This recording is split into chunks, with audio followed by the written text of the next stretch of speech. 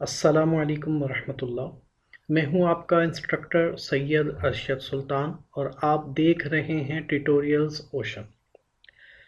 Dear students, हम discuss कर रहे हैं website backend development course with PHP माई और ये हमारे कोर्स का 20 ट्यूटोरियल है जिसमें हम डिस्कस कर रहे हैं कंडीशनल स्टेटमेंट। प्रीवियस वीडियो में हमने डिस्कस किया इफ़ स्टेटमेंट और आज के इस वीडियो ट्यूटोरियल में कंडीशनल स्टेटमेंट में हम डिस्कस करेंगे second conditional statement if else statement in PHP. Tutorial का बाकायदा आगाज़ करने से पहले आप तमाम स्टूडेंट्स से रिक्वेस्ट है काइंडली मेरे चैनल ट्यूटोरियल ओशन को सब्सक्राइब कीजिए और साथ में मौजूद बेल आइकन के बटन को ज़रूर प्रेस कर दीजिए ताकि इस कोर्स से रिलेटेड हर आने वाली नई वीडियो ट्यूटोरियल का नोटिफिकेशन आपको इन टाइम मिलता रहे। प्रीवियस वीडियो में हमने डिस्कस किया इफ स्टेटमेंट, जिसमें हमने डिस्कस किया कि इफ स्टेटमेंट एग्जीक्यूट होता है जब एक कंडीशन ट्रू होती है, जिसका बाकायदा प्रैक्टिकल भी हमने करके देखा और हमने इसको पीएचपी में कोड की सूरत में समझने की कोशिश की। अब हम डिस्कस कर रहे हैं सेकंड स्टेटमेंट यानी if else statement in PHP. If else statement की क्या खासियत है? इफ एल्स स्टेटमेंट की खासियत ये है कि ये कंडीशन ट्रू होने की सूरत में code to be executed if condition is true, यानी कंडीशन को एग्जीक्यूट करता है जब कंडीशन ट्रू होती है। अदरवाइज अगर कंडीशन ट्रू नहीं होती तो ये सेकंड कोड को भी एग्जीक्यूट करता है अगर कंडीशन फॉल्स होती है। Code to be executed if condition is false, यानी इफ एल्स को यूं समझ लीजिए कि इसके पास दो ऑप्शन होते हैं कि कंडीशन ट्रू होने की सूरत में एक कोड एग्जीक्यूट करेगा और कंडीशन ट्रू यानी फॉल्स होने की सूरत में कि कंडीशन अगर ट्रू ना हो, फॉल्स हो, तो उसकी सूरत में ये दूसरा कोड एग्जीक्यूट करता है। यानी इसके पास दो ऑप्शन मौजूद होते हैं। जब हम कंडीशनल स्टेटमेंट डिस्कस कर रहे थे तो हमने वहां पर एक एग्जाम्पल से इसको समझा था कि आपके पास अगर किसी शॉपिंग मार्ट में परचेजेस की जा रही हों और आप वहाँ पे डिस्काउंट ऑफ़र करना चाह रहे हों और आप कोई क्राइटेरिया डिफ़ाइन करते हैं तो आप उसको पीएचपी में किस तरह अरेंज कर सकते हैं। तो हम उस एग्ज़ाम्पल को भी समझते हैं और साथ साथ दूसरी एग्ज़ाम्पल के साथ भी इसको समझने की कोशिश करते हैं। अपने ब्रैकेट की तरफ चलते हैं जहाँ पर हमने इसके लिए एक फ़ाइल ऑलरेडी तैयार की हुई है और आपके सामने इसको रन करते हैं। इफ़ स्टेटमेंट के नाम से एक फ़ाइल ऑलरेडी तैयार है जिसमें अब यहाँ पर मैं आपको इफ़ एल्स की प्रैक्टिस करके दिखाता हूँ कि इफ़ एल्स पर किस तरह काम किया जा सकता है। इफ़ एल्स को समझने के लिए हम यहाँ पर सिंपल एक वेरिएबल लेते हैं जिसमें हम पहले एक शॉर्ट एग्जांपल से समझते हैं फिर डिटेल के साथ समझते हैं। $a इक्वल्स टू 10 कहा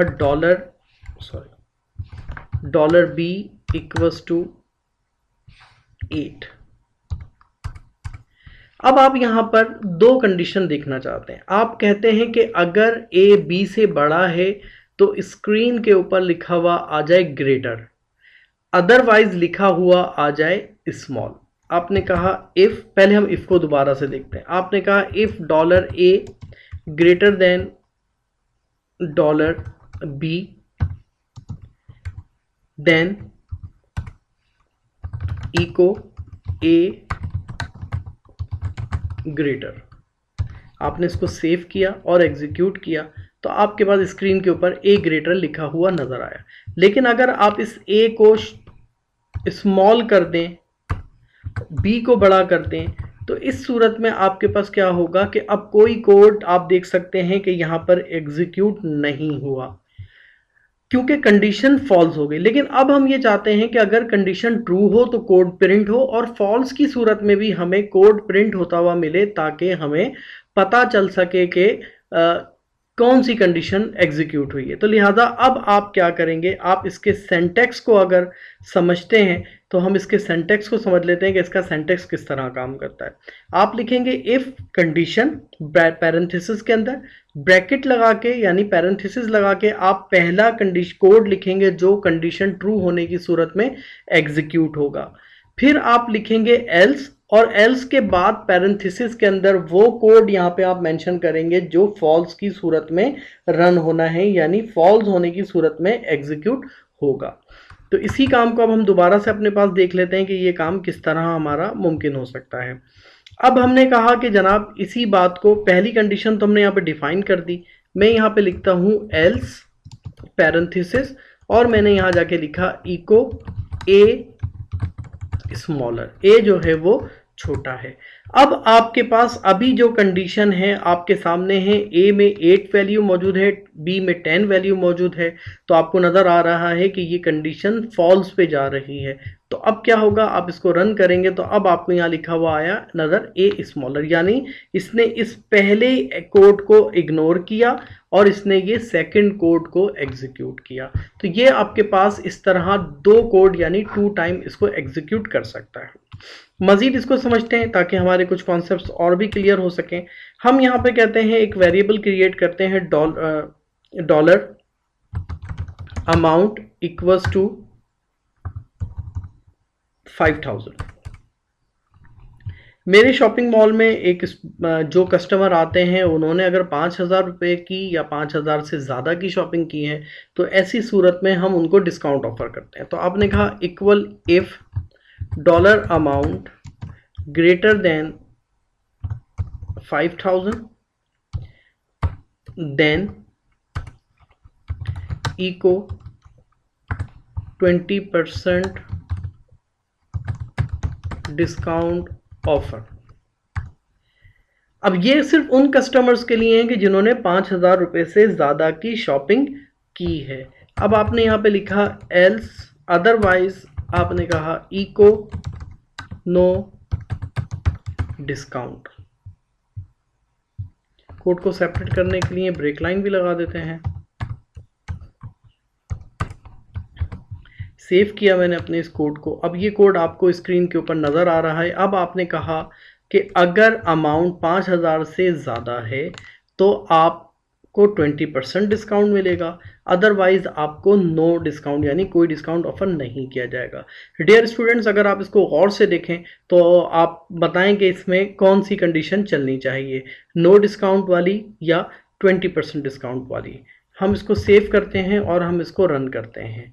तो अब आप स्क्रीन के ऊपर, अच्छा यहाँ पर एक एरर आया है, वो एरर हमें फाइंड आउट करना होगा। सिंटैक्स एरर है अनएक्सपेक्टेड टोकन।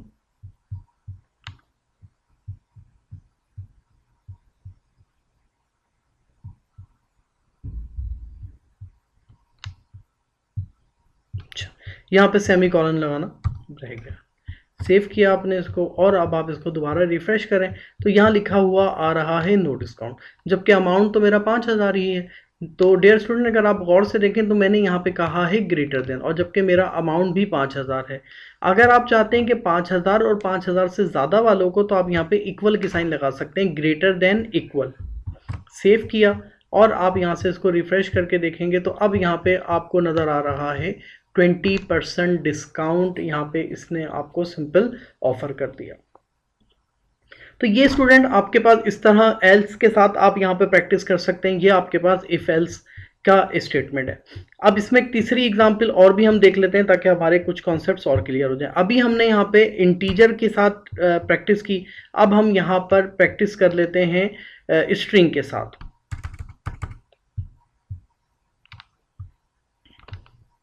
यहाँ पर मैं एक वेरिएबल बनाता हूँ dollar role equals to admin. मैंने कहा if dollar role equal admin, तो आप लिखेंगे echo admin login. Admin login है।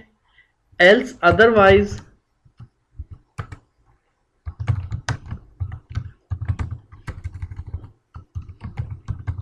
Guest login. अब आपका ये क्या काम करेगा, इस कंडीशन में हमने ये इस एग्जांपल में हम ये देख रहे हैं कि अगर हमारे पास एक रोल का वेरिएबल है और उसमें अगर एडमिन लॉगिन है तो ये हमें स्क्रीन के ऊपर प्रिंट करके देगा कि आपका एडमिन लॉगिन है। अदरवाइज अगर वो उसको वहाँ पर एडमिन नहीं मिलेगा तो ये कहेगा मेंबर यानी गेस्ट, एज ए गेस्ट आप यहाँ पर लॉगिन हुए हैं। इसको भी हम चेक कर लेते हैं, रिफ्रेश करके सेव किया और यहाँ पे इसको भी मैंने रिफ्रेश किया तो आप देखेंगे यहाँ लिखा हुआ आ रहा है एडमिन। लेकिन अगर यहाँ पर मैं एडमिन की जगह XYZ कुछ भी लिख दूं, सेव करूं, तो अब ये आपको कहेगा क्या एडमिन नहीं बल्कि एज ए गेस्ट आप यहाँ पर लॉगिन है। अब इसी के साथ आप बहुत सारी प्रैक्टिसेस कर सकते हैं, इसमें कैलकुलेशंस भी कर सकते हैं, अर्थमेटिक ऑपरेटर्स भी हमने डिस्कस किए हैं। अगर आप चाहें कि इसमें अर्थमेटिक ऑपरेटर्स भी अप्लाई हो जाएं तो यहाँ पर अर्थमेटिक ऑपरेटर्स को भी अप्लाई किया जा सकता है। ये है हमारे पास इफ़ एल्स स्टेटमेंट, जिसमें हमने डिस्कस किया कि इफ़ एल्स स्टेटमेंट जो है वो दो को कंडीशंस को एग्जीक्यूट करता है, यानी टू कोड एग्जीक्यूट करता है। एक ट्रू की सूरत में एग्जीक्यूट होता है और एक कोड हमारा फॉल्स की सूरत में एग्जीक्यूट होता है। इफ को इफ एल्स स्टेटमेंट कहा जाता है। पीएचपी के अंदर सेकंड कंडीशनल स्टेटमेंट है इफ एल्स स्टेटमेंट। पीएचपी में थर्ड जो कंडीशनल स्टेटमेंट इस्तेमाल किया जाता है उसको कहा जाता है if else else if statement, यानी नेस्टेड इफ के सूरत में इसको इस्तेमाल किया जाता है, जो कि हम इंशाल्लाह नेक्स्ट वीडियो ट्यूटोरियल में डिस्कस करेंगे। वीडियो अगर आपको पसंद आए तो इसको लाइक कीजिए, सब्सक्राइब कीजिए हमारे चैनल और इसको दोस्तों में हल्का अहबाब में शेयर कीजिए। अगर मेरे चैनल ट्यूटोरियल ओशन को आपने अभी तक सब्सक्राइब नहीं किया तो काइंडली इसको सब्सक्राइब कीजिए और साथ में मौजूद बेल आइकन के बटन को ज़रूर प्रेस कर दीजिए ताकि थर्ड कंडीशनल स्टेटमेंट जैसे ही इसके ट्यूटोरियल अपलोड हो तो आपको उसका नोटिफिकेशन भी मिल जाए। जज़ाकल्लाह। अस्सलामु अलैकुम वरहमतुल्लाहि वबरकातुहू।